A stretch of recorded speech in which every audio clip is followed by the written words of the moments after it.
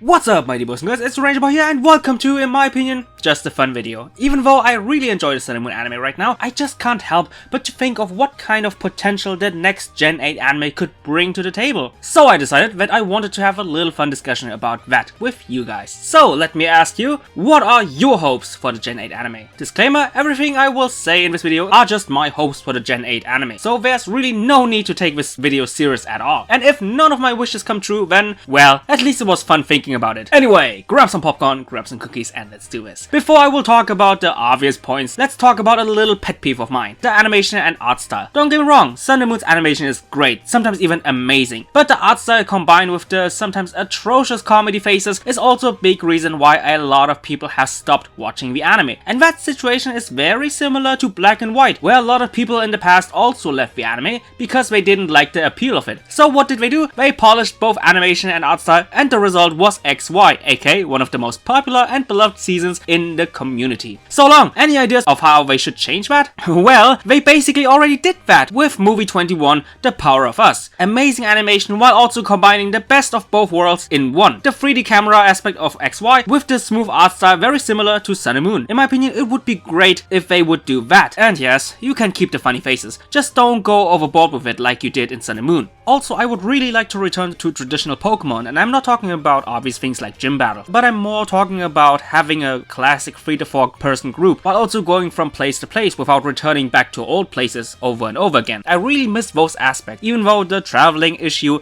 is not as bad in Sun and Moon anymore as it was during the beginning of Gen 7. And thankfully Sun and Moon also has started to solve the whole big group development issue. But now, let's start with the most obvious one, the one which a lot of people, and especially you guys, have in mind when it comes to Gen 8. The return of Serena. But long, is that even possible? And if so, why? In my opinion, it is damn possible. And not only because I really want it, I mean, seriously, just imagine Serena with the movie 21 art style. But it's also logical. Every girl from the past had either a return or some kind of special OVA episodes dedicated to their story. But Serena so far received none of that. And that's kinda odd, since Serena still is one of the most popular girls in the Pokemon anime. And many people only watched Sun and Moon to see her return. Sure, you can say that Iris had a very similar treatment, but she at least had an OVA. And instead of a special Serena episode, we instead received an OVA about Clement, Barney and Silent. So for the sake of equal treatment, while also pleasing a lot of fans, a return of Serena can be justified. What wouldn't be justified is another return of Brock and Misty. Come on, Long, why should they do that? They already returned twice in Sun and Moon, and even before Sun and Moon, both already had a return or an OVA. The simple answer is Pokemon Let's Go. Thanks to pandering the gameplay to casuals, this game sold like crazy. And as a result of that huge success, there are even rumors of the Pokemon Company doing a Let's Go Johto game. And what would the anime do to promote that game? They would do the same thing they already did this year, and let Brock and Misty, who also were in the Johto saga, return once again. And in my opinion, that would be a big mistake, because you would damage the reputation of those two iconic characters. By letting them return on a constant basis, you would not only make them seem less special, but also Misty's and Brock's appeal would decrease, since they wouldn't return thanks to fan demand or thanks to special occasions, but only for promotional